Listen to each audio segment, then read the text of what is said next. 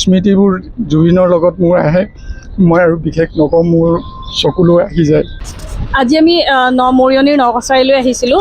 জুবিন গাৰ্গৰ আদ্য শ্ৰাদ্ধ আৰু শ্ৰদ্ধাঞ্জলি তেওঁলোকে আয়োজন কৰিছিলে আৰু আজি আমি এজন ব্যক্তিক লগ পালোঁ, একেবাৰে জুবিনদাৰ পুৰণা বন্ধু, নহয় জানো? মই 90 দশকত তেখেতক লগ পাইছিলোঁ। NK প্ৰডাকশ্যনত মই আছিলোঁ, কৰ্মচাৰী আছিলোঁ।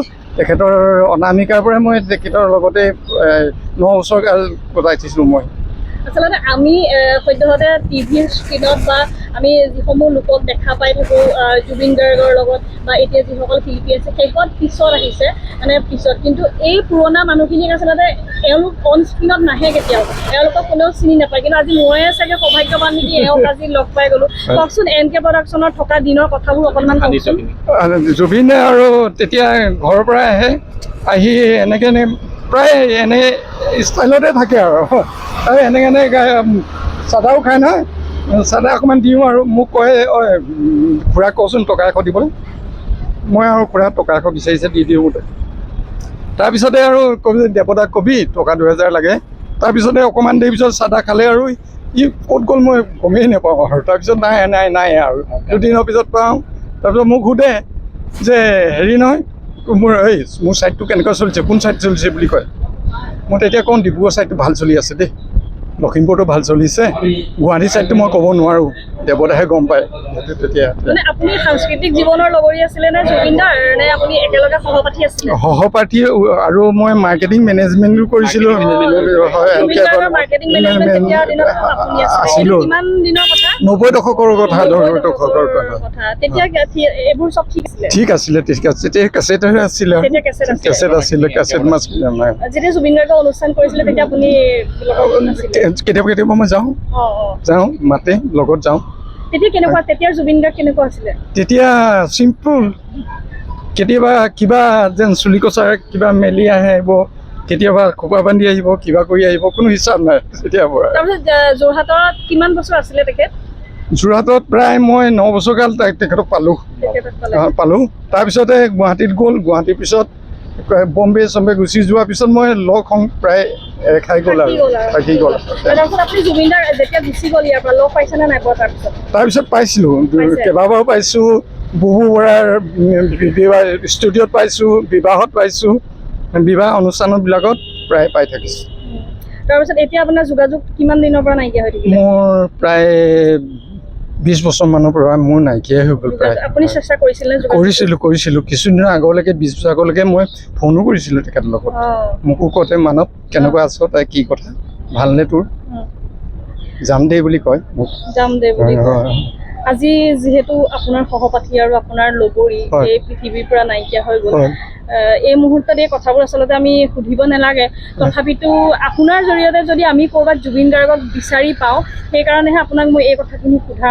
মানে ধৰক জুবিনৰ যিখিনি সহপাঠী আছে বা যিখিনি লগৰী আছে, লগৰী বুলিয়ে কৈছোঁ, যিখিনি সাংস্কৃতিক জগতৰ যিখিনি লোক আছে, সেইখিনিৰ জৰিয়তে যদি আজি আপোনাক মই ক'ৰবাত দেখিলে যদি আমি জুবিনদাৰ চাহটো অকণমান ক'ৰবাত কিবা এটা দেখিব পাৰোঁ, আজি জুবিনদাৰ লগত যিখিনি ঘটনা ঘটি গ'ল, কি ক'ব আপুনি?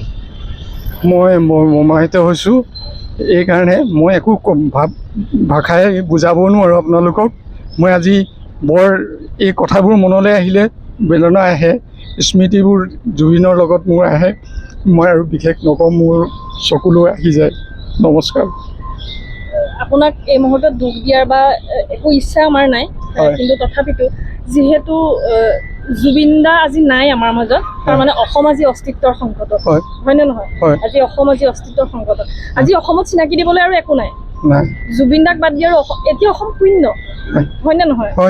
সাংস্কৃতিক জগতো শূন্য, অসমো শূন্য, আৰু তেওঁ বিশ্ব দৰবাৰত তেওঁ মানে জিলিকাই থৈ গৈছে, আৰু তেওঁক প্ৰতিটো কথা আজি আখৰে আখৰে আজি ফলিয়াই গৈছে, নহয় জানো? গতিকে জুবিনদাৰ লগত যদি অন্যায় হৈছে, এই অন্যায়ৰ প্ৰতিদান আমি কেনেকৈ বিচাৰোঁ, মানে সেইসকলৰ কথা আপুনি কি ক'ব যে জুবিনৰ লগত যিখিনি অন্যায় হ'ল, ইমান কম সময়ত জুবিনদা আমাৰ পৰা আঁতৰি গ'ল, কি ক'ব সেই বিষয়ত আপুনি তেওঁলোকৰ হৈ বা চৰকাৰৰ ওচৰত বা আইন আদালতৰ ওচৰত আপুনি কি ক'ব? মই এই কথাষাৰে ক'ব বিচাৰি যে উপযুক্ত শাস্তি পোৱাটো মই বিচাৰোঁ, যে যিসকলে ইমান অন্যায় অত্যাচাৰত তেখেতক এনেকুৱা মৃত্যুমুখলৈ নিলে, তেখেতসকলে উচিত শাস্তি পাওক আৰু জুবিন গাৰ্গে যেন স্বৰ্গগামী হওক তাৰে আশা ৰাখিলোঁ মই। আপুনি আৰু কৈছিলে যে অনামিকা ছবিখনৰ সময়ত এলবামটোৰ সময়ত আপুনি লগত আছিলে। অনামিকাৰ এলবামৰ সময়ত কিছু কথা আপোনাৰ মনত আছে নেকি? আছে। অনামিকাখন প্ৰথমে চলা নাছিল, লাহে লাহে চলিলে। আশাখনৰ পৰাই বেছি মানে পপুলাৰিটিটো আহিলে।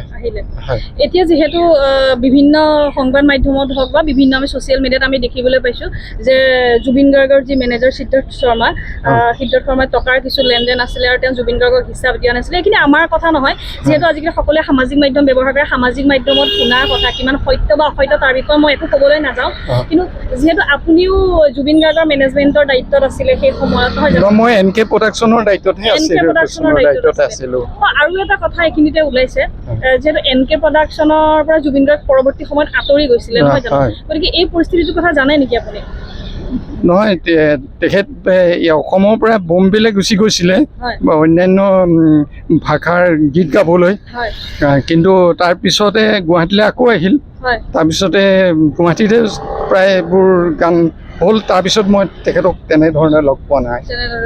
কিন্তু তেতিয়া আপুনি এতিয়া যিসকলৰ নাম উঠি আছে, শেখৰ জ্যোতি গোস্বামী বা আপোনাৰ সিদ্ধাৰ্থ শৰ্মা, তেওঁলোকক আপুনি কেতিয়াবা লগ পাইছিলে নেকি? মই তেখেতসকলক লগ পোৱা নাই। আৰু তেতিয়া জুবিনদাৰ যিখিনি লগৰীয়া আছিলে, আপোনালোক আছিলে, তেতিয়া এনেকুৱা মানুহ আছিল জানো জুবিনদাৰ? নাই, তেতিয়া আমি ধেমেলীয়া অলপ, তেতিয়া ধৰক আমাৰ বয়স 30 বছৰ 29 বছৰৰ বয়সীয়া আছিলোঁ তেতিয়া এনেকুৱা ধৰণৰ কোনো ধৰণৰ এনেকুৱা মানুহ তেতিয়া নাই।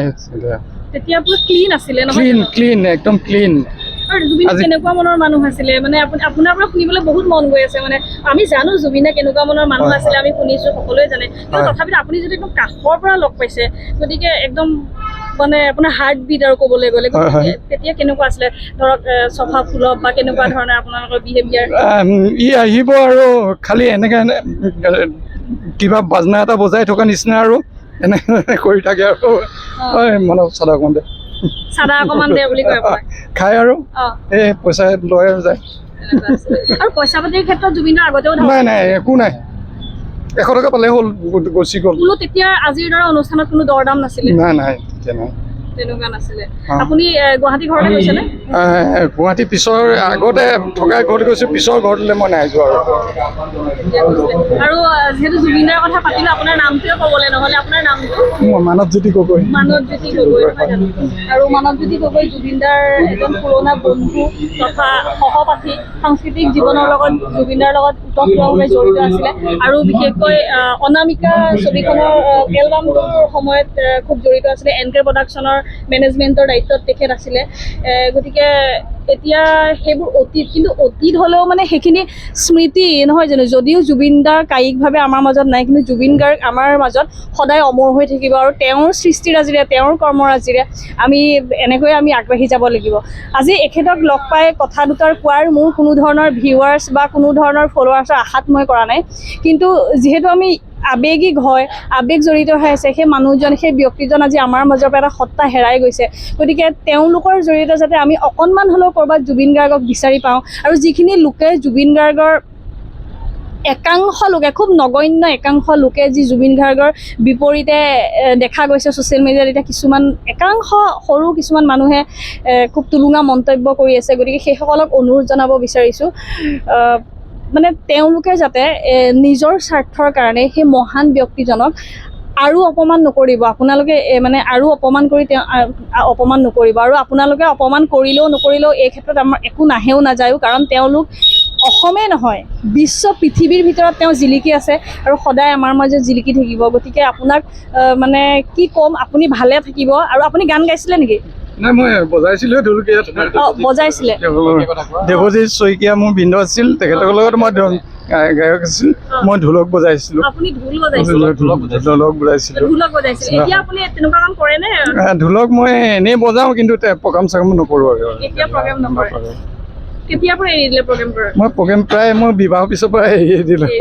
এইটো মন বেয়া নালাগে নে কেতিয়াবা যে এৰি দিলে? মন যায়। মন যায়। আপুনি যথেষ্ট ভাঙি পৰিছে, আপোনাক দেখিয়ে মই বুজি মানে অনুভৱ কৰিব পাৰিছো। গতিকে আপুনিও ভালে ৰাখক, আৰু হয়তো ভালে থকাটোৱে জুবিন দাই বিচাৰিব, নহয় জানো? কোনো মানুহ ভাগি পৰাটো নিবিচাৰে। তেওঁ কৈছিলে যে শেষৰ পিছত আকৌ আৰম্ভণি হয়, নহয় জানো? গতিকে আপোনালোকে জীয়াই ৰাখিব লাগিব তেওঁলোকৰ স্মৃতি। গতিকে আপুনিও ভালে থাকক।